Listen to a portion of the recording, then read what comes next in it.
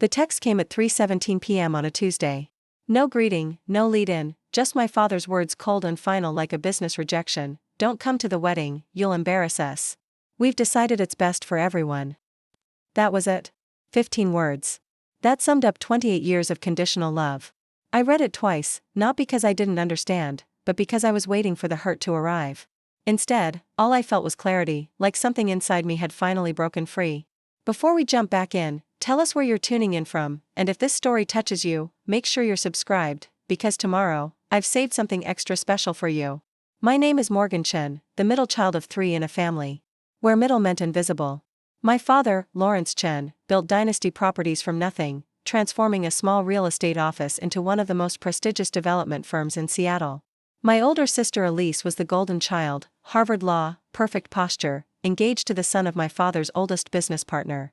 My younger brother Tyler was the charmer, effortlessly likable, athletic, the one who made my parents laugh. And me? I was the strange one, the question mark, the daughter who preferred coding to cocktail parties, who wore black when everyone else wore pastels, who asked uncomfortable questions at family dinners. The wedding my father referenced wasn't mine, it was Elise's. The culmination of 2 powerful families joining forces through a marriage that seemed more merger than romance. The Chen and Blackwell families, uniting their real estate empires through their perfectly polished heirs. I wasn't even supposed to be a bridesmaid, just a name on the program and a carefully positioned figure in the background of photographs. I didn't immediately reply to my father's text. Instead, I took a screenshot, saved it to a folder I'd been building for years labeled Evidence, and closed my phone. Then I opened my laptop, signed into my investment portfolio, the one my family didn't know existed, and began searching for properties in the exact area where Elise had booked her dream venue. 2 years earlier, when my sister announced her engagement to James Blackwell, I'd already begun to distance myself emotionally from my family. Not because I didn't love them, but because I'd finally recognized a painful truth: I was valued for what I could provide, not who I was. I'd spent my 20s trying to earn a place at the family table, leveraging my computer science degree into creating proprietary software that transformed Dynasty Properties' rental management system, saving them millions. I built their website, streamlined their accounting, and created an algorithm that predicted market trends with unsettling accuracy. I'd done all this while living in a modest apartment in Capitol Hill, driving a used Prius, and investing nearly 80% of my salary into emerging tech stocks and cryptocurrency. While my family thought I was just their quirky tech support, I'd quietly amassed more wealth than anyone suspected. Not that they ever asked about my finances, they were too busy managing Tyler's occasional scandals and planning Elise's picture-perfect future. The wedding planning had been underway for 18 months, a lavish affair set for the historic Lakeside Gardens, a venue booked 3 years in advance for most people. But not for Lawrence Chen, who had once helped the owner secure financing when banks wouldn't touch the property. The irony wasn't lost on me that my father had leveraged relationships to secure the venue, while simultaneously deciding I wasn't fit to attend. After receiving my father's text, I didn't call my mother Vivian, who historically mediated family conflicts until they became too uncomfortable. I didn't reach out to Elise, who had become increasingly distant as her wedding approached. I didn't even contact Tyler, who occasionally defended me but ultimately always aligned with our parents.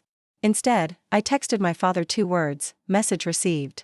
Then I called my friend Rohan Gupta, a commercial real estate attorney who had once tried to recruit me to his firm's tech department. Hey Ro, remember when you said you owed me a favor after I fixed that ransomware issue? I need some information on Lakeside Gardens. Rohan didn't ask why. That's what I appreciated about him, he understood boundaries. What kind of information are we talking about? Ownership structure, financial health, any outstanding loans or liens? Everything. His pause was brief but telling. Morgan, are you planning something I should be professionally concerned about? Nothing illegal, I assured him. Just something necessary. That evening, I sat cross-legged on my apartment floor, surrounded by digital records Rohan had sent over. Lakeside Gardens was owned by a man named Victor Harmon, the same owner my father had helped years ago. But what my father didn't know, what Rohan's research revealed, was that Victor was in trouble again. The pandemic had devastated his business. And 3 canceled seasons of weddings had left him overextended. He'd taken out a second mortgage, maxed out business credit lines, and was quietly looking for investors to help him stay afloat. It was perfect. I didn't act immediately. Instead, I did what I always did: I researched, I planned, I calculated risks. I spent a week building a financial model, projecting revenue streams, and creating 3 different acquisition scenarios. I consulted with Rohan about legal structures that would shield my identity during initial negotiations. I even toured 2 similar venues to understand operational costs and staffing requirements.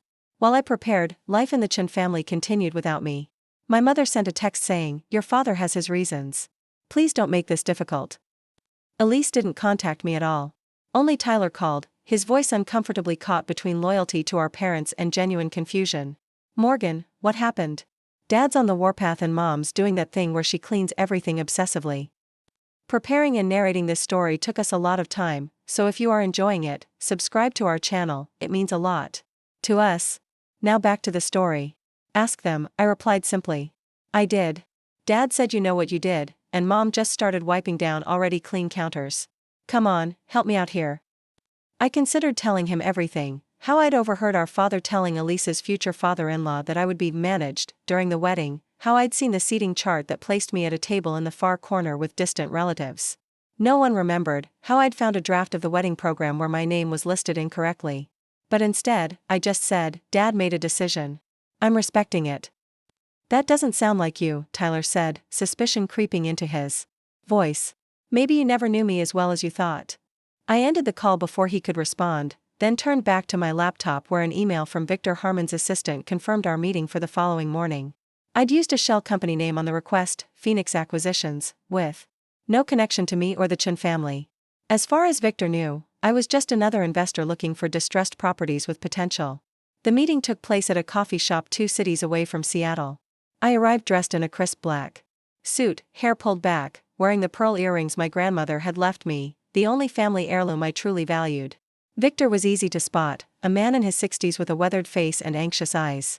He had the look of someone who had once known prosperity but was now intimately familiar with its absence. "Miss Phoenix?" he asked as I approached. I didn't correct the misunderstanding. "Mr. Harmon. Thank you for meeting me." We exchanged pleasantries, ordered coffee, and then I opened my tablet to a presentation I'd prepared. "I understand Lakeside Gardens has been in your family for 3 generations. I began. His smile tightened. "It has. My grandfather built it, my father expanded it, and I've been trying to preserve it through some challenging times." I nodded sympathetically. "The pandemic was particularly cruel to the event industry. Nearly destroyed us," he admitted. "We're recovering, but the debt accumulated during those 2 years." He trailed off, looking down at his coffee. "I've reviewed your financial statements," I said gently. "Your booking calendar shows strong recovery, but the interest payments on your loans are outpacing revenue. You need capital injection, not just to survive but to update facilities for modern expectations." Victor's shoulders slumped slightly. "You've done your homework. I believe in being thorough." I swiped to the next slide. "I'm prepared to make you an offer that addresses your immediate financial concerns while preserving your legacy." His eyebrows rose. "You want to buy Lakeside Gardens?" "I want to invest in its future," I corrected. "My offer includes full purchase of the property and business, with provisions for you to remain as operational manager for 3 years. Your name stays on the building, your staff keeps their jobs, and your vision continues. The only thing that changes is the financial burden." Victor leaned forward. "And why would you do this? What's your angle?" I met his gaze steadily. "I believe beautiful spaces where people celebrate life's important moments have inherent value. My investors agree." It wasn't a complete lie. I did believe that. But I also believed in justice, in standing up for yourself, and in the power of taking control of your own story. Victor didn't immediately accept my offer, which I respected. He asked for time to review the details with his family and attorney. I provided him with a folder containing the formal offer, financial projections, and my business card, the only item that actually had my real name on it. As we parted, he looked at the card then back at me. "Morgan Chen. Any relation to Lawrence Chen of Dynasty Properties?" My expression remained neutral. "Seattle's a small city in some ways. I've heard the name." He seemed satisfied with my non-answer, and we scheduled a follow-up meeting for the following week. As I walked to my car, I felt no triumph, no giddy excitement, just the steady calm of someone taking methodical steps toward a necessary destination. That evening, as I reviewed the meeting notes, my phone lit up with a text from an unknown number. "Morgan, it's James. Can we talk?" My sister's fiancé, reaching out directly, was unexpected. We weren't close, our interactions limited to family events where we exchanged polite but distant conversation. I waited an hour before responding. "About?" His reply came quickly. "Elise is upset. Your parents aren't talking about whatever happened, but it's affecting the wedding plans. Can we meet? I considered ignoring him, but curiosity won out. Tomorrow. Café Umbria downtown. Noon. James arrived 15 minutes early, a trait I'd observed in him before. Always punctual. Always prepared, always perfectly groomed. Today was no exception: tailored suit, subtle tie, polished shoes. The perfect complement to my sister's carefully curated aesthetic. "Thank you for meeting me," he said as he sat down. "I'm intrigued by the request," I replied honestly. "We've never had a one-on-one conversation in the 3 years you've been with Elise." He had the grace to look slightly embarrassed. "I know. That's partly why I wanted to talk. This situation, whatever it is, has Elise upset, which means it's important to me." "And what situation would that be?" I asked, keeping my expression neutral. James hesitated. "Your father told Elise that he asked you not to attend the wedding. He wouldn't explain why, just said it was a family decision and that you had agreed." I took a sip of my coffee, letting the bitterness ground me. Interesting interpretation. "So you didn't agree?" I acknowledged his message. "That's different from agreement." James studied me with new interest. "That's what I thought. Look, I don't know what happened between you and your father, but Elise wants you at the wedding." "Does she?" I asked. "Because she hasn't told me that herself." He shifted uncomfortably. "Your sister has a complicated relationship with your father. You know that." "I do. We all do. That's the Chen family special, complicated relationships covered with expensive wallpaper." James leaned forward. "Morgan, I'm trying to help here. Whatever issue your father has, it's causing problems. Elise is stressed, your mother is pretending everything's fine while clearly it isn't, and the wedding's only 8 weeks away." I considered my next words carefully. "James, let me be clear. My father sent me a text explicitly stating I'm not welcome at the wedding because I would embarrass the family. He made a unilateral decision without explanation, discussion, or even the courtesy of a phone call. If Elise wants me there, she knows how to reach me." He looked genuinely surprised. "He said you would embarrass the family? That doesn't make sense. Doesn't it?" I asked. "I'm the Chen who doesn't fit the mold. I don't work for Dynasty, I don't attend their country club, I don't play the social games they value. In their world, authenticity is embarrassing." James was quiet for a moment. "I always thought you chose to keep your distance." "Perspective is interesting that way," I replied. "Sometimes what looks like someone walking away is actually them being pushed." Our conversation continued for another 30 minutes. James revealed that my father had been increasingly agitated about family image since the Blackwells had become more involved in wedding planning. Apparently, my father's business relationship with James's father was evolving into a potential merger of their companies, with the wedding serving as both celebration and symbolic corporate union. As we prepared to leave, James hesitated. "What can I do to fix this?" The question surprised me. "Why would you want to?" "Because despite what you might think, I care about Elise's happiness. And I don't believe in punishing people for being themselves."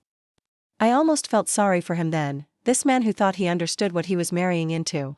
"There's nothing to fix, James. This is who my family is when the masks come off. The question is whether you can live with that." He frowned. "That's not an answer. Actually, it is. Just not the one you wanted." I stood up. "Tell Elise I'm sorry she's stressed. That was never my intention." As I walked away, I felt something shift inside me, not anger or hurt, but something like pity. My sister was marrying a man who seemed genuinely decent, yet she was too afraid of our father to stand up for even the smallest things. She was trading one gilded cage for another, never questioning if she wanted to fly at all. That afternoon, I received a voicemail from Victor Harmon. His voice was steady but tinged with hope. "Ms. Chen, I've reviewed your offer with my attorney. We'd like to discuss some minor adjustments, but overall, I think we have the foundation for an agreement. Please call me when you can." The next 3 weeks moved with surprising speed. Victor and I negotiated terms that protected his employees and legacy while giving me full ownership of Lakeside Gardens. I established a new LLC to manage the property, secured the necessary financing, entirely from my own resources, and began the quiet process of transferring ownership. I specifically requested that no public announcements be made until after all paperwork was finalized, a condition Victor found unusual but accepted when I explained it as a strategy to prevent competitors from interfering. Throughout this process, my family's communications continued. My mother sent increasingly concerned texts. "Your sister is asking about you. Your father is just being protective. Can we discuss this as a family?" I responded politely. But firmly, "I'm respecting Dad's decision. There's nothing to discuss." Tyler called twice more, his confusion evolving into frustration. This is stupid, Morgan. Whatever happened, just apologize so we can move on. I didn't do anything. Requiring an apology, I told him. Then why would Dad ban you from the wedding? Ask him, I replied. I'd be interested in hearing his explanation. Meanwhile, Elise finally reached out, not with a call, but with a carefully worded email that read like something drafted by a committee. Morgan, I hope you're well. There seems to be some confusion about the wedding. While I understand you and Dad have had a disagreement, I want you to know that as the bride, I would like you to attend. Perhaps we could meet to discuss? It was signed Warm Regards, Elise. As if we were business acquaintances rather than sisters who had once shared bunk beds and secrets. I didn't respond immediately. Instead, I focused on finalizing the purchase of Lakeside Gardens. The closing date was set for exactly 6 weeks before Elise's wedding, perfect timing for what I had planned. The day I signed the final paperwork, I sat alone in my apartment surrounded by documents that officially made me the owner of one of Seattle's most prestigious event venues. Victor had seemed almost relieved as he handed over the keys, the burden of financial stress lifting visibly from his shoulders. We'd structured the deal to allow him a dignified transition, with a generous consulting fee that essentially matched his previous salary. That evening, I finally responded to Elise's email. I appreciate your message. Dad was very clear about his decision. If you'd like to discuss it, I'm available for coffee tomorrow at 2 p.m. at Victrola on 15th. I chose a location in my neighborhood, not hers, a small but deliberate choice. To my surprise, she agreed. When Elise walked into the coffee shop the next day, she looked both familiar and foreign, my sister, but encased in a version of herself so polished it seemed impenetrable. Designer coat, perfect blowout, engagement ring catching the light. With every movement. Morgan, she said, her smile tight as she approached my table. Thank you for meeting me. Of course, I replied, standing briefly to accept her awkward half-hug. Would you like something to drink? Once we were settled with our coffees, Elise fidgeted with her cup. So, this situation with Dad? Yes? I prompted when she didn't continue. She sighed. Look, I don't know exactly what happened, but Dad says you've been distant, that you're upset about something related to the company, and that you threatened to make a scene at the wedding. I couldn't help it, I laughed. Not loudly, just a short, surprised sound. Is that what he told you? Elise looked uncomfortable. Something like that. He was vague about the details. I bet he was, I said, pulling out my phone. Here's what actually happened. I showed her the screenshot of our father's text, "Don't come to the wedding, you'll embarrass us. We've decided it's best for everyone." Her eyes widened as she read it. He sent this? Out of nowhere? Completely unprompted, I confirmed. No argument beforehand, no incident, nothing. Just this. Elise handed my phone back, her expression troubled. That doesn't make sense. Why would he? Because I don't fit the image he wants to project to the Blackwells, I said simply. I'm not you, Elise. I don't play by his rules, I don't work for Dynasty, and I certainly don't pretend our family is perfect. But that's ridiculous, she protested weakly. It's my wedding. Is it? I asked. Because from where I'm. She flinched slightly. That's not fair, isn't it? When was the last time you made a decision about this wedding without considering what Dad would think? Elise was quiet for a long moment. It's complicated, she finally said. It always is with him. She looked up at me, something vulnerable breaking through her perfect facade. I want you there, Morgan. You're my sister. And yet when Dad decided I wasn't welcome, you didn't call me. You didn't stand up for me. You sent a carefully worded email 3 weeks later. I didn't know what he'd said to you, she insisted. He just told us you wouldn't be coming. And you believed that I would voluntarily skip your wedding without even telling you myself? The hurt in my voice surprised even me. Elise had the grace to look ashamed. I thought maybe you were going through something. You've always been so independent, so private about your life. Because no one in this family has ever really wanted to know about my life, I said quietly. You all decided who I was years ago, and it was easier to believe that version than to actually know me. We talked for another hour, the longest, most honest conversation we'd had in years. Elise revealed that she'd been feeling increasingly trapped in the wedding plans, that James's family was wonderful but overwhelming, that our father had leveraged his relationship with the venue owner to make multiple changes without consulting her. She admitted that she sometimes envied my freedom, my distance from Dynasty Properties and its all-consuming culture. As we prepared to leave, Elise grabbed my hand. Please come to the wedding, Morgan. I'll talk to Dad, make him understand. I squeezed her fingers gently. I appreciate that, Elise. But this isn't about getting Dad's permission anymore. This is about something bigger. What does that mean? She asked, confusion crossing her face. You'll see, I promised. Just know that whatever happens next, it isn't about hurting anyone. It's about finally being seen. I left Elise with questions in her eyes, knowing that answers would come soon enough. The purchase of Lakeside Gardens was still confidential. A secret I held close like a chess player waiting for the perfect moment to reveal a winning move. It wasn't about revenge, it was about reclaiming power in a family that had systematically diminished mine. Growing up as the middle child in the Chen family meant living in the shadows. My father built Dynasty Properties through sheer force of will, transforming a small office into an empire that reshaped Seattle's skyline. Lawrence Chen didn't believe in luck or coincidence, only strategy and control. Our childhood home in Queen and wasn't just a house but a statement, floor-to-ceiling windows overlooking the sound, minimalist furniture that was more architectural than comfortable, and family photos arranged like corporate marketing materials on precisely spaced shelves. I learned early that my father valued order above joy, appearance above authenticity, and results above effort. When I brought home straight A's in middle school, his only comment was, expected. When I won the state coding competition in 10th grade, he asked why I hadn't pursued debate like Elise. My accomplishments were always measured against an invisible standard I could never quite reach. My mother Vivian operated as my father's perfect complement, elegant, discreet, and unfailingly supportive of his decisions. She'd been a promising architect before marrying him, but her career became another sacrifice on the altar of Dynasty Properties. I once found her old sketches hidden in the attic, bold, innovative designs that never saw construction. When I asked about them, she smiled that distant smile I knew too well and said, "Some dreams we keep just for ourselves, Morgan." It was a lesson I took to heart, though not in the way she intended. I began building my own dreams, keeping them protected from my family's expectations or dismissal. While Elise thrived under our father's demanding gaze and Tyler charmed his way through disappointments, I carved out a separate existence, visible at mandatory family functions but increasingly independent in every way that mattered. By the time I graduated from MIT with dual degrees in computer science and business, I had already developed 2 apps that I sold to tech companies for enough money to ensure I would never need to work for Dynasty Properties. My family assumed I had a modest job at a local tech firm, a misconception I never corrected. It was easier to let them believe I was struggling than to invite their scrutiny into my actual success. When I created the property management software that transformed Dynasty's operations, I did it not for recognition but as a final gesture of family loyalty, a gift that would allow me to walk away knowing I had contributed something of value. I charged them only a nominal consulting fee, though similar systems were selling to competitors for millions. My father called it, doing your part for the family business, as if it were an obligation rather than a choice.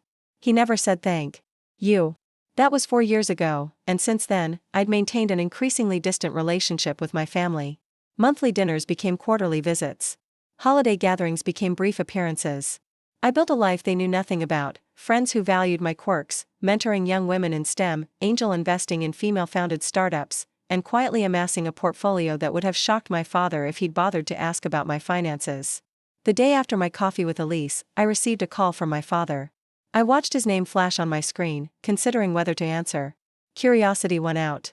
"Morgan," he said when I picked up, his voice carrying that familiar tone of authority. That brooked no argument. "Your sister tells me you're upset about the wedding." "Upset isn't the word I'd use," I replied evenly. "Whatever terminology you prefer, this situation needs to be resolved. The Blackwells are important business partners. This wedding represents years of relationship building." I noticed he didn't mention Elise's happiness or even acknowledge his text. "That's quite clear." His sigh carried through the phone, heavy with the weight of dealing with an unreasonable child. "Your sister wants you at the wedding. I'm willing to reconsider my position if you can assure me you'll adhere to certain expectations." "What expectations would those be?" I asked, though I already knew the answer. "Appropriate attire, Vivian can help you select something suitable. Cordial conversation with the Blackwells and other guests. No discussions about politics or your more unconventional views. Basic courtesy, Morgan." "Basic courtesy," I repeated slowly. "Like not texting someone they'd embarrass the family. By attending a wedding?" The silence that followed told me I'd hit a nerve. When he spoke again, his voice had that dangerous quietness I remembered from childhood disagreements. "I was protecting the family interests." "No, Dad. You were protecting your image of what this family should be. There's a difference." "You've always insisted on making things difficult," he said, frustration edging into his tone. "This wedding is important to Elise, to the entire family's future. Can you not set aside your personal grievances for one day? I closed my eyes, letting the familiar pain of his dismissal wash over me. When I opened them again, I felt strangely calm. I'll consider it, I said finally. Good, he replied, relief evident in his voice. Vivian will call you about dress shopping. That won't be necessary. If I attend, I'll handle my own attire. Morgan, he began warningly. My attendance, my terms, I interrupted. Or would you prefer to explain to the Blackwells why 1/3 of your children is mysteriously absent? He didn't respond immediately, and I could almost see him weighing his options, calculating risks and benefits like the businessman he was. Fine, he finally conceded. But I expect you to remember whose name you carry. After he hung up, I sat motionless for several minutes, his last words echoing in my head. Whose name you carry? As if my identity existed only as an extension of his. As if my worth was measured solely by how well I reflected his legacy. It was exactly this mindset that had led me to purchase Lakeside Gardens. Not out of spite, but out of a deep-seated need to prove, perhaps most of all to myself, that I was more than a supporting character in the Morgan Chen success story. The next morning, I had a scheduled meeting with Victor Harmon at Lakeside Gardens, my first official visit as the property's new owner. The venue was even more impressive in the morning light than I remembered from previous family events, 5 acres of manicured gardens surrounding a restored Victorian mansion, with a modern glass pavilion extending from the back toward the lake. It had been Seattle's premier wedding venue for decades, hosting generations of the city's elite families. Victor met me at the main entrance, a ring of keys in his hand and a slightly nervous smile on his face. Miss Chen, or should I say, Ms. Phoenix? Morgan is fine, I replied, accepting the keys. Thank you for meeting me personally. Of course. It still feels like my responsibility to show you everything properly. He hesitated. Though I admit, I've been curious about something. Since our lawyer mentioned your full legal name, I knew what was coming. Yes? You're Lawrence Chen's daughter, aren't you? From Dynasty Properties? I nodded once. I am. Victor's expression shifted to one of confusion. I've known your father for years. He helped me refinance this place back in 2010 when banks weren't lending. He never mentioned you were in property acquisition. He wouldn't, I said simply. My business dealings aren't connected to Dynasty Properties. Victor seemed to understand there was more to the story, but professionally chose not to pry. Instead, he began our tour, showing me the main hall, bridal suite, catering kitchens, and storage facilities. He introduced me to key staff members, some curious, some anxious about the change in ownership. As we walked through the rose garden that led to the lakeside ceremony site, Victor casually mentioned, "Your sister's wedding is one of our biggest events this season. Your father has been very involved in the planning." I kept my expression neutral. Has he? Victor chuckled. That's putting it mildly. He's had our events coordinator revise the floor plan 3 times, upgraded nearly every element of the package, and personally selected the chairs being brought in from Italy. He glanced at me. I suppose I should ask if you want us to make any changes now that you're the owner. No changes, I said firmly. Every contract will be honored exactly as written. The only modification is that all communications about the Chen Blackwell wedding now come directly to me, not to the general management email. Victor raised an eyebrow but nodded. Understood. Though, may I ask a personal question? You can ask. Does your father know you've purchased Lakeside Gardens? I smiled slightly. Not yet. And I'd appreciate your discretion until after the contracts are updated. Victor studied me for a moment, then shook his head with something like admiration. You Chens don't do anything halfway, do you? Some traits run in the family, I acknowledged. After completing the tour and meeting with the management team, I spent another hour reviewing upcoming events and familiarizing myself with the booking system. The venue was profitable but had potential for significant growth with some strategic updates and expanded marketing. I made notes for improvements I wanted to implement after Elise's wedding: better technology integration, sustainability upgrades, inclusive pricing tiers for couples with smaller budgets. Lakeside Gardens had always catered exclusively to wealthy clients. I saw an opportunity to preserve that luxury market while opening doors for others as well. As I was preparing to leave, my phone rang. Elise again. I considered letting it go to voicemail but decided to answer. Morgan? Did Dad call you? She sounded anxious. He did. And? Are you coming to the wedding? I paused, looking out over the lake where in 6 weeks, my sister would pledge her life to James Blackwell under an arbor of white roses. I'm still considering it. What does that mean? Frustration edged her voice. He said he apologized. I almost laughed. Is that what he told you? That he apologized? Well, he said you two had worked things out. That's a creative interpretation of our conversation, I replied. But not surprising. Elise's sigh carried through the phone. Morgan, please. This is important to me. Is it? I asked gently. Or is it important to Dad? The silence that followed was answer enough. When she finally spoke, her voice was smaller, less certain. Can we meet again? Just us, no parents, no James. There are things I want to talk about. Something in her tone caught my attention, a vulnerability I rarely heard from my perfectly composed sister. Okay, I agreed. When? Tonight? I could come to your place. This was unprecedented. Elise had visited my apartment exactly twice in the 3 years I'd lived there, always with brief excuses about parking or the neighborhood. Sure. I'll order dinner. 7 o'clock? I'll be there, she promised. After hanging up, I stood for a moment in the gardens of the property I now owned, trying to untangle my feelings. I hadn't purchased lakeside gardens to hurt my family, but I couldn't deny the satisfaction I felt at taking control of something my father valued. For once, I held information he didn't, a reversal of the power dynamic he'd carefully maintained my entire life. But Elise's call had introduced a complication. The tremor in her voice suggested something beyond wedding stress. For the first time, I wondered if my plan might impact her in ways I hadn't intended. That evening, my doorbell rang precisely at 7.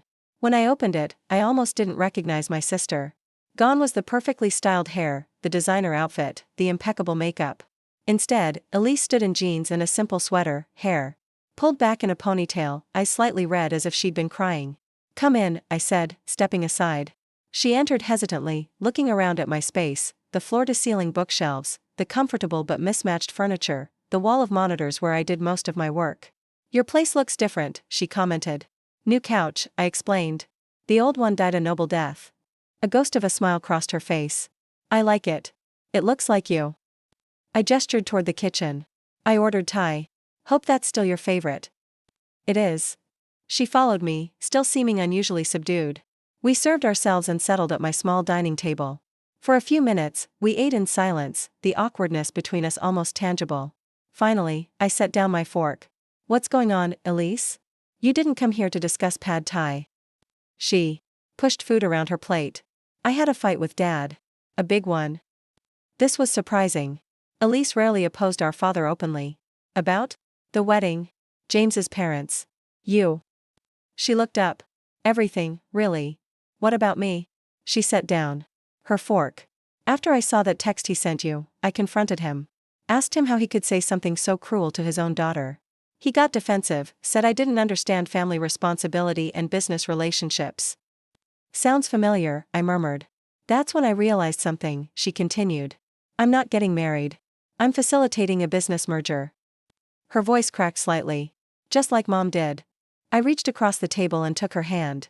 This vulnerability from my always perfect sister was new territory. Have you talked to James about this? She nodded. He says he loves me for me, not for Dynasty Properties. But he also doesn't want to disappoint his father or disrupt their business plans. She laughed hollowly. Sound familiar? Unfortunately. I squeezed her hand. What do you want, Elise? Not what Dad wants, not what the Blackwells want. You. She looked at me with something like wonder. How do you do that? Do what? Ask the one question no one ever asks me.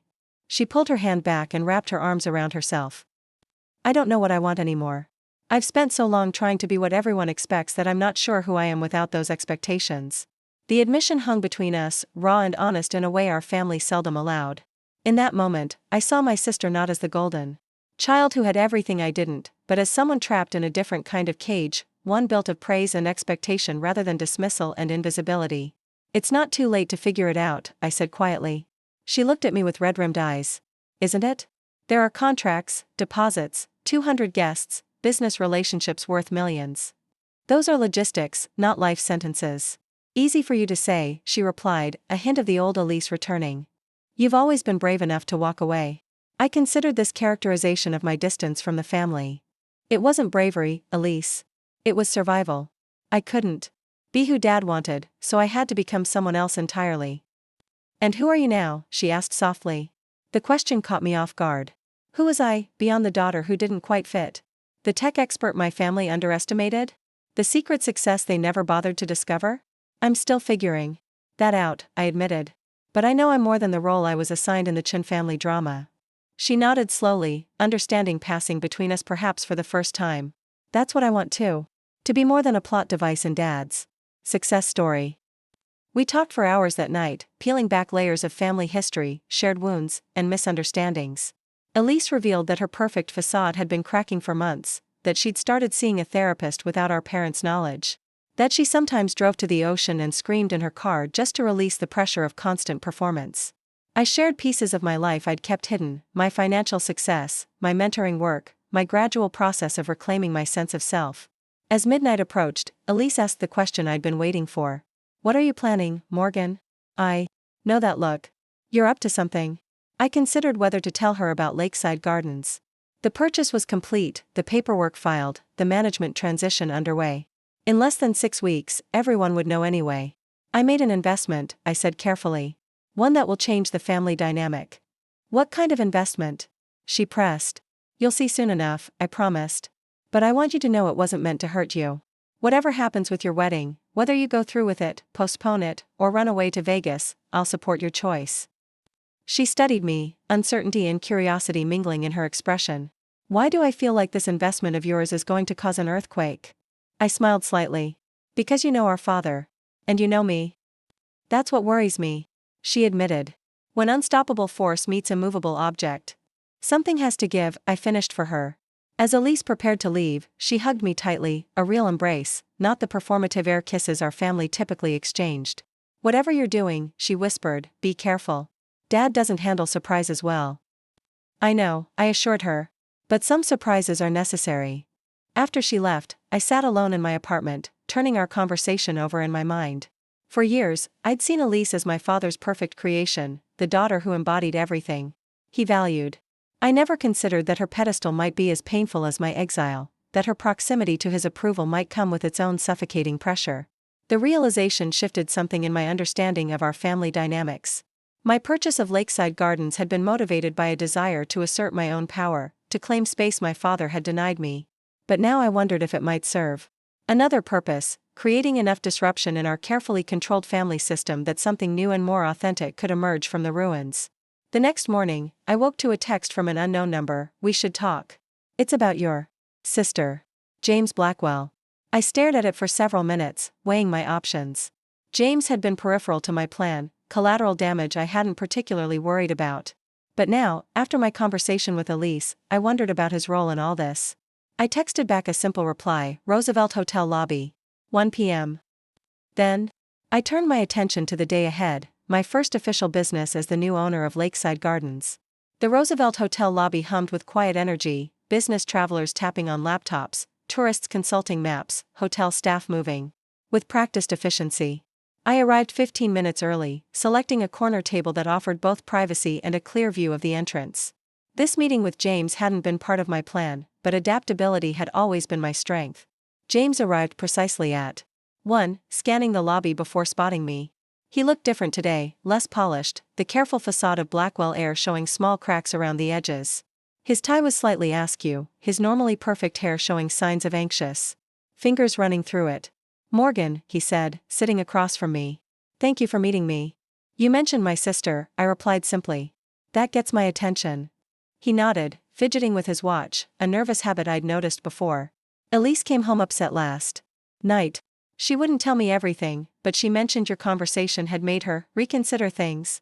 I kept my expression neutral. That's for Elise to discuss with you, not me. I know, he said quickly. I'm not asking you to betray her confidence. I'm here because I'm worried about her. And because I think you and I might actually want the same thing. This caught my interest. Which is? For Elise to be happy. He leaned forward. To make choices that are truly hers, not decisions forced on her by family expectations. I studied him carefully, looking for signs of manipulation or insincerity. Instead, I saw something unexpected, genuine concern, perhaps even a flicker of self-doubt. You surprise me, James. I thought you were fully on board with this dynasty building exercise. A faint smile crossed his face. That's fair. I haven't given you much reason to think otherwise. He paused, seeming to consider his next words. My father and yours are cut from the same cloth. Different styles, maybe, but the same fundamental belief that their children exist to advance the family legacy. And you don't share that belief? I used to, he admitted. Or at least, I never questioned it. Being the Blackwell heir was my identity, the only one I was allowed. Sound familiar? It did, uncomfortably so. Yet you're still going through with this merger wedding. James winced slightly at my phrasing. That's why I wanted to talk to you. Elise is struggling, more than she lets anyone see. Last night, she asked me if I would still want to marry her without the business connection. What did you tell her? The truth, that I fell in love with her intelligence and quiet strength long before I understood how valuable the Chen-Blackwell merger would be. He ran a hand through his hair. But I don't think she believed me. How could she? Our entire relationship has been framed by our father's ambitions. I considered his words, trying to separate genuine concern from potential manipulation. What exactly do you want from me, James? Insight, he said simply. You know Elise in ways I never will. You understand what it means to be a Chen.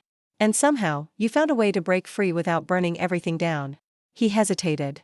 At least, that's what I thought until recently. My eyebrow raised. Meaning? Elise mentioned you made some kind of investment that might change things. She seemed both worried and almost hopeful. His gaze was direct now. Whatever you're planning, does it hurt Elise? The question surprised me with its straightforwardness. It wasn't designed to, I answered honestly. But family systems are complicated. When you change one element, everything shifts. James nodded slowly. I respect that you're not denying you have a plan. Most people would. I'm not most people. Clearly. He smiled slightly. You know, your father talks about you more than you might think. This was unexpected. Does he? Not directly. But comments slip through. Morgan would have spotted that coding error. Morgan's security protocols would have prevented this breach. Always in passing, always with this mix of frustration and pride, maybe?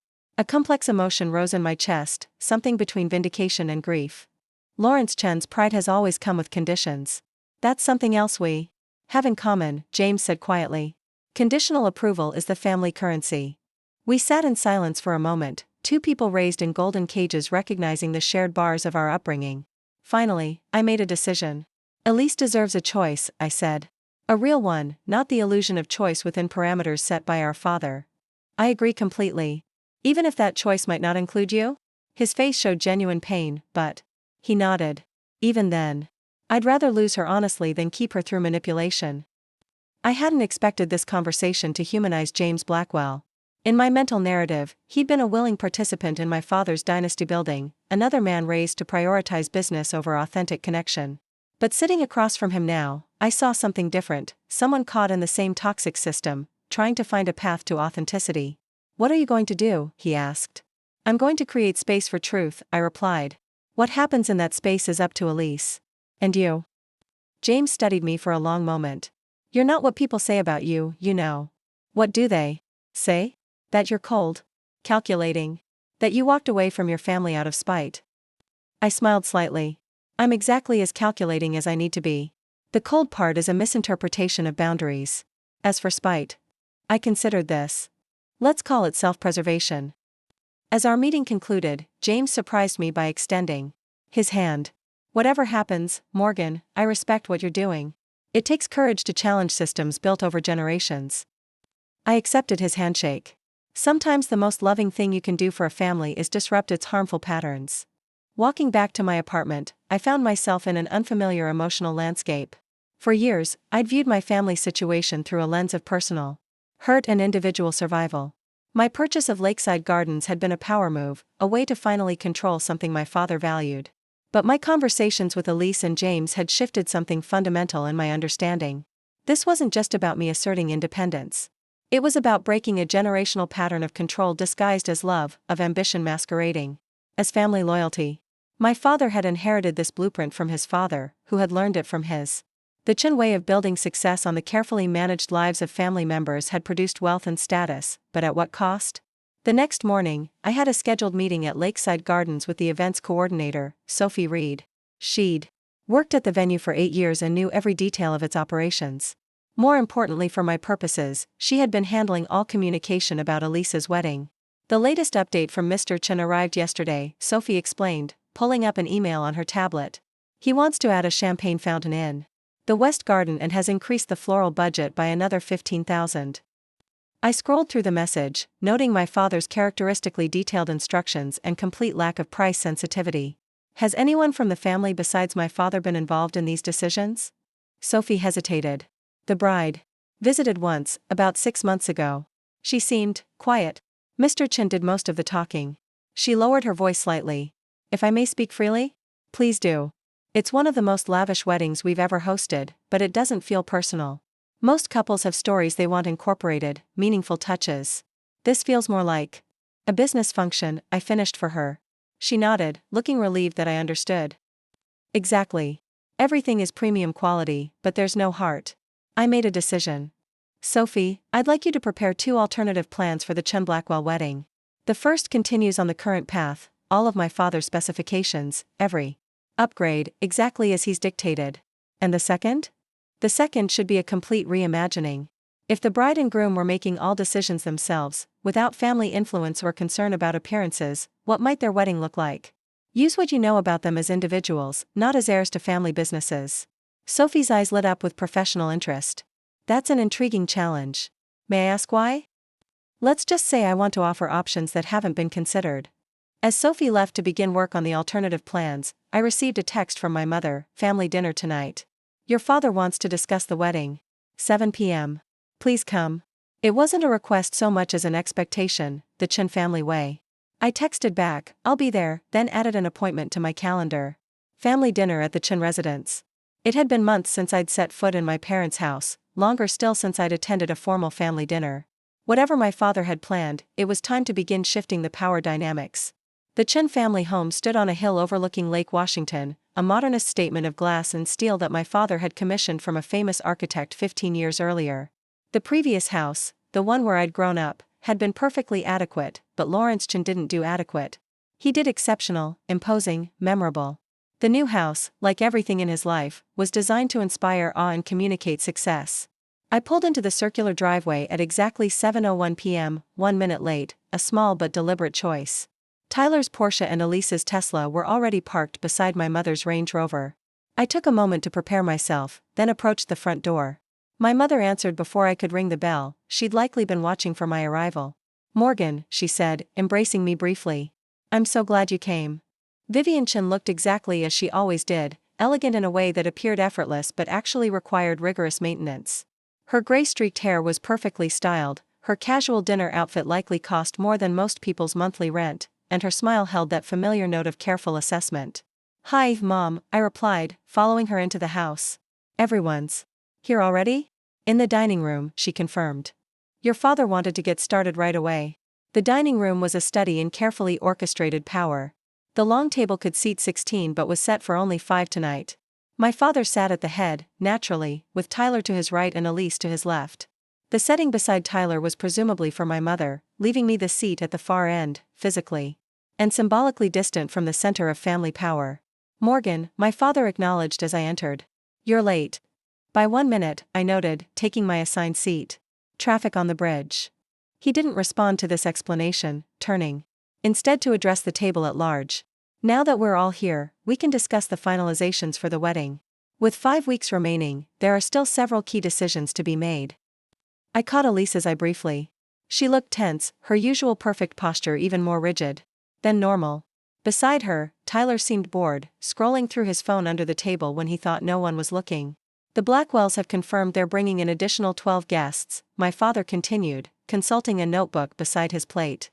I've already adjusted the seating arrangements accordingly. Vivian, you'll need to update the place cards. My mother nodded dutifully. Of course.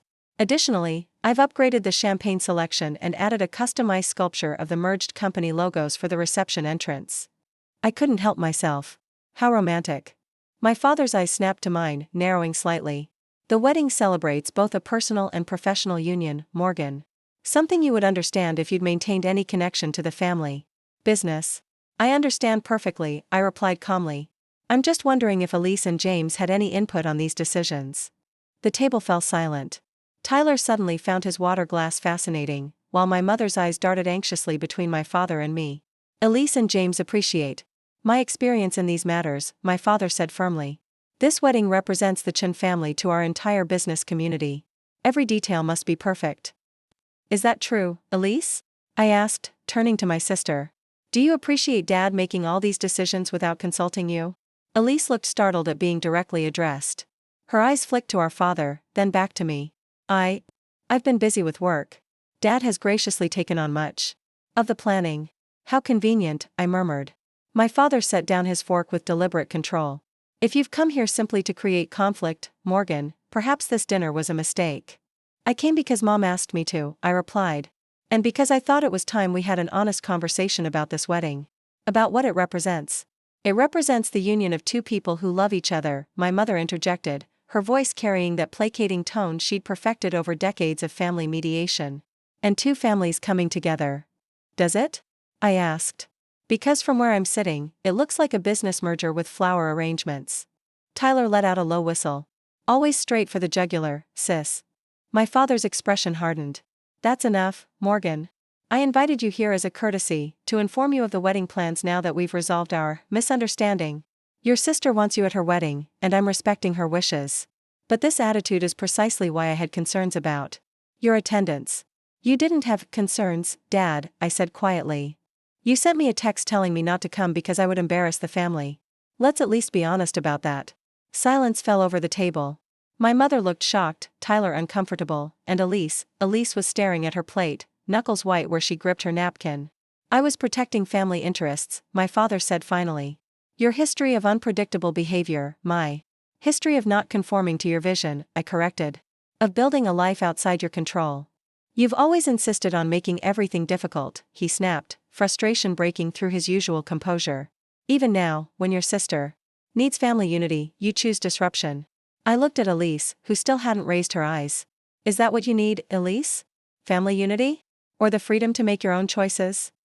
My father slammed his hand on the table, making the crystal glasses jump. That's enough.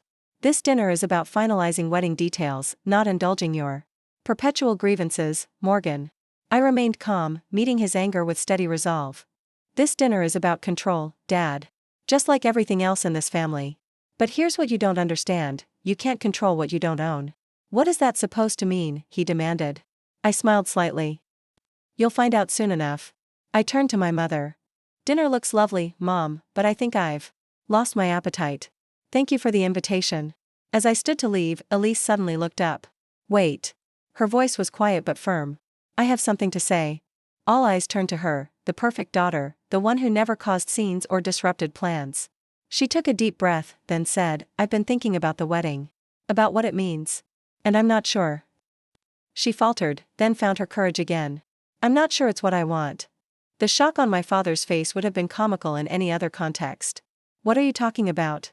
The venue is booked, invitations sent, arrangements finalized. The Blackwells, that's just it, Dad, Elise interrupted, something she'd rarely done in her life. It's always about the Blackwells, about Dynasty Properties, about your vision. But what about mine? What about what James and I want? My mother reached for her hand. Sweetheart, pre-wedding anxiety is normal. Perhaps you need a break from planning. It's not anxiety, Mom, Elise said firmly. It's clarity. For the first time in maybe my whole life, I'm seeing things clearly. She glanced at me. Some of us take longer to find our voice. I felt a surge of pride for my sister, and a twinge of guilt for how my actions might have accelerated her crisis. This moment of truth was necessary, but watching her face the full force of our father's disappointment wasn't easy. This is ridiculous, my father said dismissively. You're overwhelmed with details. We'll discuss this when you're thinking more rationally. Elise straightened her shoulders. No, Dad. We'll discuss it now. I want to postpone the wedding. James and I need time to figure out what we want, separate from what you and his father want. Tyler let out another low whistle, earning a glare from our father. You cannot postpone, my father said, his voice dangerously quiet. Do you have any idea what that would do to our relationship with the Blackwells? To the merger discussions? To our reputation? That's exactly my point, Elise replied, her voice growing stronger. This wedding has become about everything except James and me. My father turned his glare to me. This is your doing. You've always been jealous of your sister's success. Her ability to understand family responsibility. I almost laughed at the predictability of his response. Dad, give Elise some credit. She's a grown woman capable of her own thoughts. I know exactly what you're doing, he continued as if I hadn't spoken. First refusing to attend, then suddenly agreeing, now poisoning your sister against her own best interests. This is sabotage. No, Dad, Elise said firmly. This is me finally making a choice. Morgan didn't tell me to postpone the wedding. She just asked me what I wanted. Something no one else has bothered to do. The tension in the room was palpable. My father looked from Elise to me, calculation and anger warring in his expression. This discussion is premature, he said finally. Elise, we'll speak privately tomorrow when you've had time to reconsider. It's not momentary, she insisted. Nevertheless, he cut her off, we will not make hasty decisions that affect multiple families and businesses. Now, let's return to the immediate matters at hand. And just like that, he attempted to reassert control, turning the conversation back to floral arrangements and catering details as if Elise's moment of rebellion had never happened. It was a technique I recognized from childhood: dismiss, deflect, continue on your predetermined path. It had worked countless times before. But something had changed. Elise remained silent for the rest of the dinner, but it wasn't her usual compliant silence. This was the quiet of someone listening to a foreign language they no longer intended to learn, detached, evaluating, separate. As the uncomfortable dinner concluded, I made my excuses and prepared to leave. In the foyer, Elise caught up with me. Thank you, she said quietly. For what? For asking the question everyone else was afraid to ask. She squeezed my hand. I meant what I said about postponing. James and I talked this morning. We're going to tell both families officially tomorrow. I squeezed back. That takes courage. I learned from watching you, she replied. All these years, I thought you were running away. Now I understand you were running toward something better. As I drove home that night, I thought about systems of control and how they perpetuate themselves. My father controlled through expectations and conditional approval. The Chen children had each responded differently, Elise through perfect compliance, Tyler through charming deflection, and me through gradual separation. But compliance and separation were both reactions to the same toxic system, neither fully breaking its power. True freedom would come only through transformation, changing the system itself rather than just our responses to it. My purchase of Lakeside Gardens was a significant move in that transformation, but it was only part of a larger process that needed to unfold. The next morning, I received a call from Sophie Reed at Lakeside Gardens. Ms. Chen, I've completed those alternative wedding plans you requested. Thank you, Sophie. I'll review them today. There's something else, she added, hesitation in her voice. Your father called this morning. He wants to make additional changes to the ceremony layout. Since you instructed us to direct all Chen Blackwell wedding communications to you. What kind of changes? He wants to add a branded backdrop for photographs, with both company logos.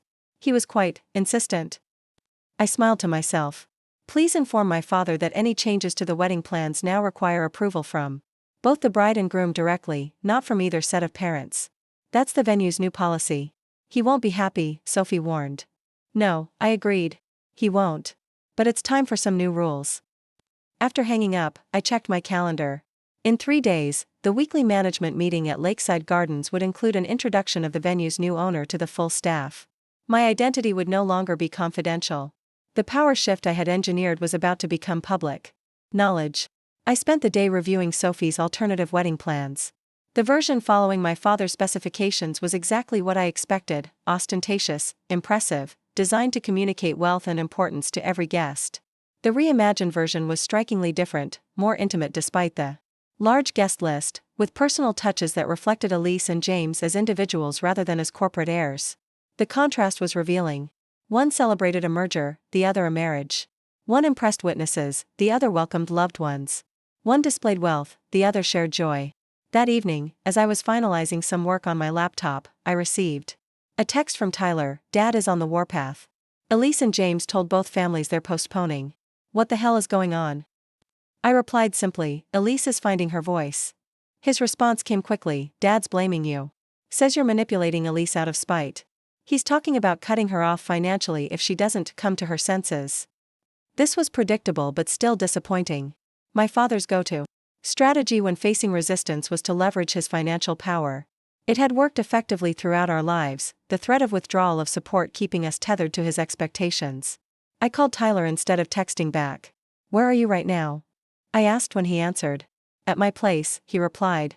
Just got home from the most uncomfortable family meeting of all time. Blackwell's on one side, Chen's on the other, with Elise and James in the middle looking like they wanted to disappear. How did James handle it? Tyler let out a short laugh.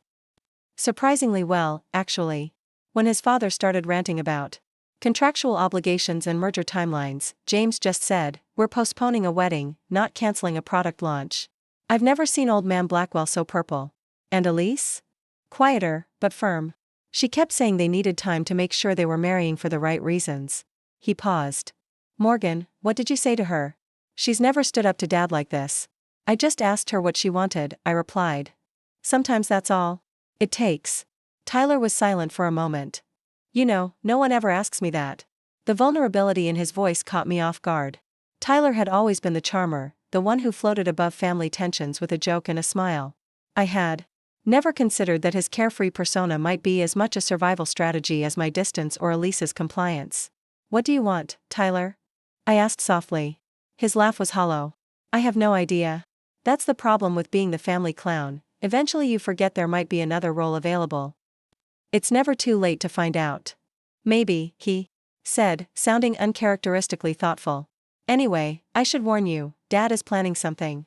He mentioned your name several times, said you'd gone too far, and it was time to restore order." "Let him try," I replied, more confident than I felt. Some things can't be controlled through fear anymore. After hanging up, I sat at my window watching the city lights, thinking about family systems and how they resist change. My father had built his life around control of his business, his image, his family. The idea that his children might choose different paths threatened not just his plans but his entire worldview. The confrontation I had set in motion by purchasing Lakeside Gardens was inevitable now. In 3 days, my father would discover that the venue he'd secured through his business connections, the setting for his perfectly orchestrated merger celebration, was now owned by the daughter he'd tried to exclude. It wasn't about revenge. It was about disruption, breaking patterns that had constrained 3 generations of Chens. Sometimes, the most loving thing you can do for a family is to shatter the illusions that keep it stuck. The morning of the staff meeting at Lakeside Gardens dawned clear and bright, Seattle's typically overcast sky offering a rare reprieve of cloudless blue. I dressed with particular care, charcoal gray suit, crisp white shirt, the subtle jade earrings my grandmother had left me. Professional but unmistakably myself. Today marked the official transition, the moment when my ownership of the venue would become public knowledge. I arrived early, taking a moment to walk the grounds alone. The gardens were peaceful in the morning light, dew still clinging to the roses, the lake a perfect mirror reflecting the surrounding trees. In 5 weeks, this space had been scheduled to host my sister's wedding, a celebration that now hung in uncertain limbo. The irony wasn't lost on me that in trying to create space for Elise's authentic choice, I had also potentially derailed the event around which I'd built my plan. Victor Harmon met me at the entrance to the administrative building, his expression a mix of respect and concern. "The staff is assembled in the main hall," he said. "Everyone's curious about meeting the new owner." "How many people know it's me?" I asked as we walked. "Just the senior management team. Everyone else expects some corporate entity." He hesitated. "I should warn you, your father called again this morning. Quite insistent about speaking to the owner directly regarding the Chen Blackwell wedding." I nodded, unsurprised. "Did you tell him anything?" "Only that the owner would be formally introduced today and all his concerns would be addressed." Victor gave me a sidelong glance. "He didn't take it well." "He never does," I murmured. The main hall had been arranged with chairs for the 40-some employees of Lakeside Gardens. As Victor and I entered through the side door, a hush fell over the room. I recognized most of the faces from my previous visits: groundskeepers, event coordinators, administrative staff, catering team leaders. These were the people who made the venue function, who transformed it from merely beautiful grounds into the backdrop for hundreds of life-changing moments each year. Victor stepped to the podium first. "Good morning, everyone. As you know, Lakeside Gardens has recently undergone a change in ownership. Today, I'm pleased to introduce you to the person who will be guiding this institution into its next chapter." He gestured for me to join him, and as I took my place at the podium, I saw confusion ripple across many faces. They had expected someone older perhaps, someone more obviously aligned with the corporate hospitality world. "Hello," I began simply. "My name is Morgan Chen. Some of you may recognize me as a member of the Chen family, who have been clients here over the years." I paused, allowing them to process this connection. "What you don't know is that I've spent the last decade building a separate life and career outside my family's business, one that has now brought me here as the new owner of Lakeside Gardens." I explained my vision for the venue: preserving its legacy while expanding its accessibility, investing in sustainability upgrades, creating scholarship programs for couples who couldn't otherwise afford such a setting for their celebrations. I assured them that their jobs were secure, that Victor would continue as operational manager, and that I valued their experience and input. This transition may come as a surprise to some, I acknowledged. Particularly to certain clients who have long-standing relationships with Lakeside Gardens. I didn't need to specify which clients I meant, the staff familiar with my father's demanding presence understood immediately. But I want to be clear, this venue will now operate with a new philosophy. We honor all contracts, but we serve the couples who celebrate here, not the families or businesses who may be paying the bills. As the meeting concluded and staff members approached with questions and comments, my phone buzzed repeatedly in my pocket. I didn't need to check it to know who was calling. The news would have reached my father already. Seattle's hospitality industry thrived on insider information, and Morgan Chen had contacts everywhere. I spent the next 2 hours meeting individually with department heads, reviewing operations, and beginning to implement some of the changes I'd planned. By early afternoon, I finally checked my phone: 7 missed calls from my father, 3 from my mother, 1 from Tyler, and a text from Elise that simply read, "He knows. Are you okay?" I responded to Elise first, "I'm fine. How about you?" Her reply came quickly, surprisingly calm. "James and I have moved temporarily to his friend's lake house to get some space. Dad's beyond furious." He actually shouted during a business call. I've never heard that before. I could imagine the scene, my father's carefully maintained control, cracking under the realization that not only had his children defied him, but one of them had outmaneuvered him at his own game. Morgan Chen didn't lose, and he certainly didn't lose to someone he had underestimated. As I was preparing to leave for the day, Sophie approached me with an anxious expression. "Ms. Chen, Morgan, your father is here. He's waiting in the front reception area and refuses to leave until he speaks with you." I had expected this confrontation, though perhaps not quite so soon. "Thank you, Sophie. I'll handle it." "Should I call security?" she asked hesitantly. I smiled slightly at her concern. "That won't be necessary. This is a family matter." The walk to the reception area felt longer than usual, each step carrying me toward a conversation that would fundamentally alter my family's dynamics. When I pushed through the double doors, I saw him immediately, Morgan Chen, standing ramrod straight in his impeccable suit, radiating controlled fury. "Morgan," he said, voice clipped. "We need to talk privately." I nodded to the receptionist, who looked relieved to no longer be caught between angry client and new owner.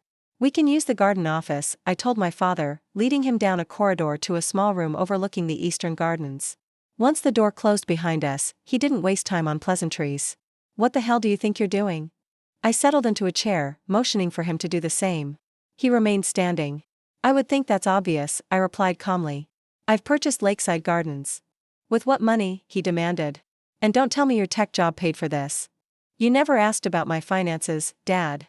If you had, you might have learned that I've been quite successful in my investments. The tech job, as you call it, was just the beginning." His eyes narrowed. "This is about the wedding. About that text." "Partly," I acknowledged. "But it's also about something much bigger, the pattern of control that's defined our family. For generations." "Control?" he repeated incredulously. "I built security for this family. Opportunity. Legacy." "You built a beautiful cage," I corrected gently. "One that crushed Elise's spirit, turned Tyler into a permanent adolescent, and pushed me to the margins. That's not legacy, Dad. That's damage." His face flushed with anger. "You ungrateful, do you have any idea what I've sacrificed to give you children every advantage? The question isn't what you sacrificed, but what you demanded we sacrifice. In return. Our autonomy. Our authentic selves. Our right to choose paths different from the ones you mapped out." He paced the small office, frustration emanating from him in waves. "This is about spite. You couldn't stand that your sister was getting the attention, that the Blackwells represent everything you rejected." "This isn't about Elise," I said firmly.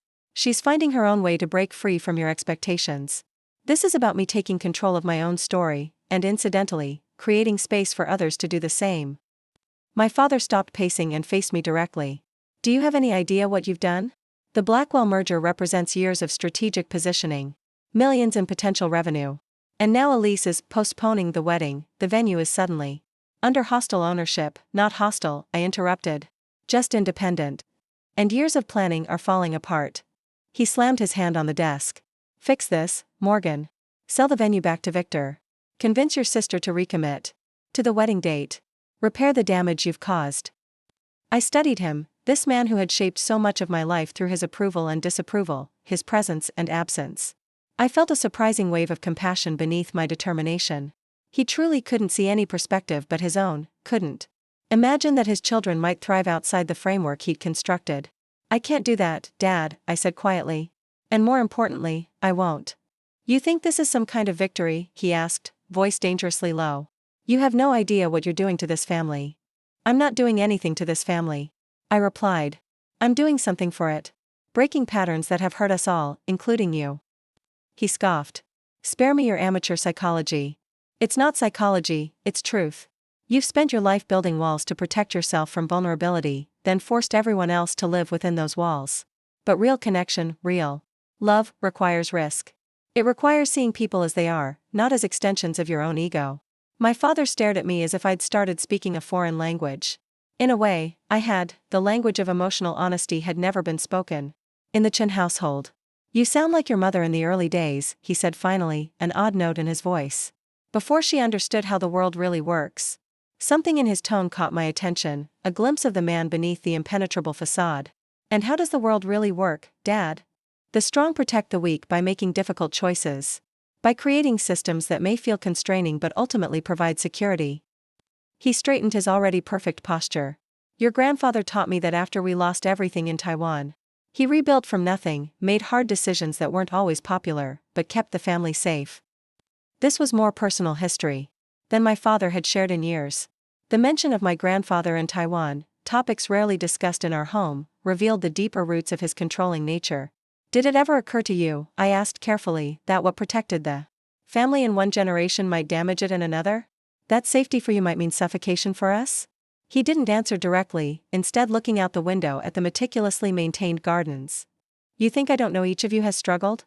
That I don't see Elise's anxiety, Tyler's inability to commit to anything meaningful, your distance? He turned back to me.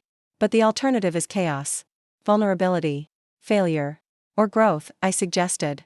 Authentic connection, joy. My father shook his head, the businessman reasserting control over the briefly glimpsed vulnerable. Father, this conversation is pointless. You've made your move, clearly planned it for some time. Now I need to manage the consequences. That's what you always do, isn't it? Manage consequences rather than engage with feelings. Control outcomes rather than embrace uncertainty. It's called responsibility, Morgan. Something you might understand if you had children of your own someday. Rather than feeling stung by this dismissal, I felt a strange sense of peace. My father was revealing himself more clearly than perhaps he realized, showing both his wounds and the armor he'd built around them. I have a proposition, I said. One businessperson to another. His eyebrow raised slightly, interest momentarily overriding anger. I'm listening. Lakeside Gardens will honor all existing contracts, including the one for Elise's wedding, if and when she decides to proceed with it. But any changes to that contract now require the direct approval of the bride and groom, not their parents. Unacceptable, he snapped. I've paid substantial deposits. Which will be fully refunded if you choose to cancel, I continued calmly. Additionally, should Elise and James decide to move forward with a wedding that reflects their wishes, rather than yours, I'm prepared to offer the venue at cost. At cost, he repeated skeptically. Yes. Because this isn't about money for me, Dad. It never has been. He studied me with new intensity, perhaps truly seeing me for the first time. In years, not as his disappointing middle child but as a formidable opponent. Or maybe, just maybe, as a daughter with her own strength and vision. You've changed, he said finally. No, I corrected him. I've become more fully who I always was. You just never took the time to notice. Our conversation ended without resolution, as most significant conversations in the Chen family did. My father left with a curt nod and a promise that this isn't over, a phrase that might have intimidated me once but now seemed almost sad in its predictability.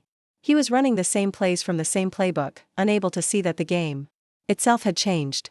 That evening, I received a surprising visitor at my apartment, Tyler, arriving unannounced with a bottle of champagne and a genuinely impressed expression. Holy shit, sis, he said as I opened the door. You actually bought Lakeside Gardens? The entire venue? I stepped aside to let him in. I did. He whistled low, setting the champagne on my counter. Dad is having an absolute meltdown. I've never seen anything like it. He called an emergency meeting with his entire executive team, then kicked everyone out except his CFO. They were locked in his office for hours. Planning his counterattack, no doubt, I said, finding glasses for the champagne. Tyler shrugged. Probably. But here's the thing, I don't think he knows what to do. You've completely blindsided him. He accepted the glass I handed him. To the first person who's ever outmaneuvered Morgan Chen at his own game. We clinked glasses, and I found myself smiling despite the tension of the day. It wasn't about outmaneuvering him, Tyler. It was about creating a different game entirely. Well, whatever it was brilliant. He flopped onto my couch. So what happens now? With the venue, with Elise's maybe wedding, with all of it? That depends on Elise and James, I replied, joining him. And to some extent, on how our father chooses to respond. Tyler studied me curiously. You're really not afraid of him, are you? Of what he might do? I considered this. It's not about fear or its absence. It's about recognizing that his power over me exists only if I grant it. That's some Zen master wisdom right there, Tyler joked, but his eyes remained serious. I wish I could get to that place. What's stopping you? He swirled the champagne in his glass. Oh, you know. The usual. No marketable skills beyond charm. Complete financial dependence on the Chen Empire. A lifetime of being told I'm charming but essentially useless. His candor surprised me. Tyler rarely dropped his carefree mask, even with family. You're not useless, Tyler. You've just never had the chance to discover your purpose beyond being Dad's charming son. Purpose, he repeated thoughtfully. That sounds nice. Having a reason to get up beyond avoiding Dad's disappointment. Up next, you've got 2 more standout stories right on your screen. If this one hit the mark, you won't want to pass these up. Just click and check them out. And don't forget to subscribe and turn on the notification bell, so you don't miss any upload from us.